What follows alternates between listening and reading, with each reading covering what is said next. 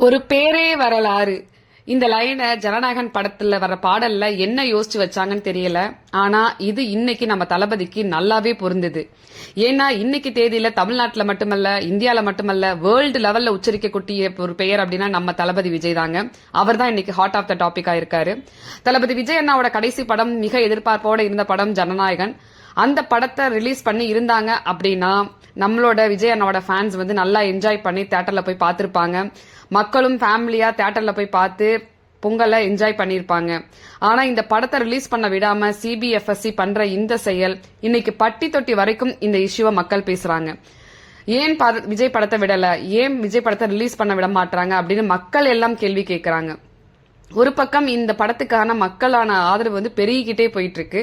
இன்னொரு பக்கம் சினிமா துறையிலும் சில நல்ல நடிகர்கள் விஜய் அண்ணாவுக்கு சப்போர்ட் பண்ணி அவங்களோட கருத்தை தெரிவிச்சுக்கிட்டு இருக்காங்க. நடிகர் சிம்பு, நடிகர் ரவிமோகன், சிபி ராஜ், டைரக்டர் அமீர், ஞானவேல் முத்து, இந்த மாதிரி நிறைய பேர் அவங்களோட கருத்துக்களை தெரிவிச்சிருந்தாங்க. அவருக்கு ஆதரவா குரல் கொடுத்தாங்க.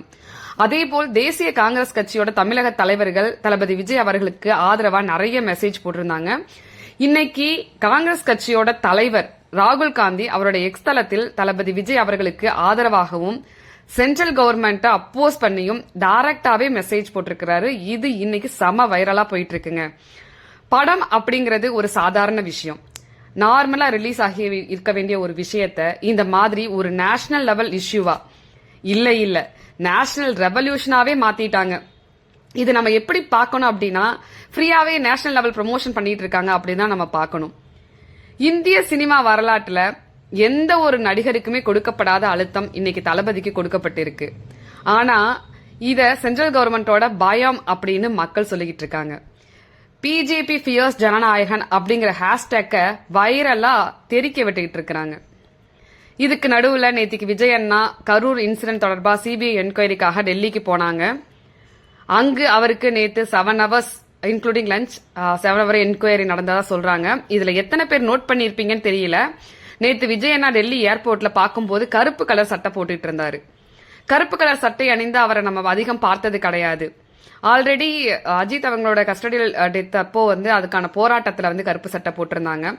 அதுக்கப்புறம் கரூர் இன்சிடென்ட் தொடர்பா ஒரு வீடியோ போடும்போதும் அவர் கருப்பு சட்டை அணிஞ்சிருந்தாரு.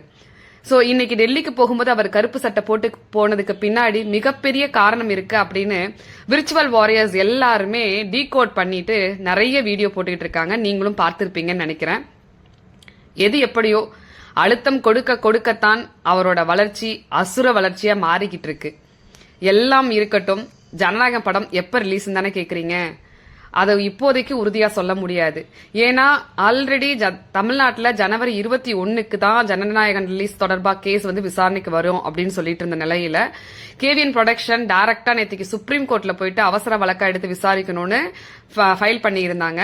அந்த வழக்கு இன்னைக்கு விசாரணைக்கு வரும்னு எதிர்பார்க்கப்பட்ட சூழ்நிலையில் அது எதிர்பார்க்காத மாதிரி ஒரு ஜனவரி 15 இல்ல 19க்கு வந்து போஸ்ட்போன் பண்ணிட்டாங்க. சோ இந்த மாதிரியான நிலைமையில நம்ம ஜனநாயகம் ரிலீஸ் பத்தி உறுதியா எதுவும் சொல்ல முடியாது. சப்போஸ் ஜனவரி 15 விசாரணைக்கு வந்தால் ஜனவரி மாத கடைசியில ரிலீஸ் ஆக வாய்ப்பு இருக்கு, இல்ல பிப்ரவரி ஃபர்ஸ்ட் வீக்ல ரிலீஸ் ஆக வாய்ப்பு இருக்கு. சோ நம்ம பொறுத்திருந்து தான் பார்க்கணும். இதுவே இதை வந்து நம்ம எப்படி எடுத்துக்கணும்னா, விஜய் நான் சொன்ன மாதிரி நீதி வெல்லும். ஒரு நாள் படம் திரைக்கு வரும். நம்ம எல்லாரும் தியேட்டர்ல போய் பார்த்து என்ஜாய் பண்ணத்தான் போறோம். சோ அது வரைக்கும் கொஞ்சம் பொறுமையா இருங்க. இந்த மாதிரி விஜய் என்னோட அப்டேட்ஸ் பத்தி தெரிஞ்சுக்கணும் அப்படின்னா நம்ம சேனலை சப்ஸ்கிரைப் பண்ணிட்டு சப்போர்ட் பண்ணுங்க. இந்த வீடியோ பத்தி உங்க கருத்துக்கள் என்ன அப்படிங்கறத கமெண்ட்ல சொல்லுங்க.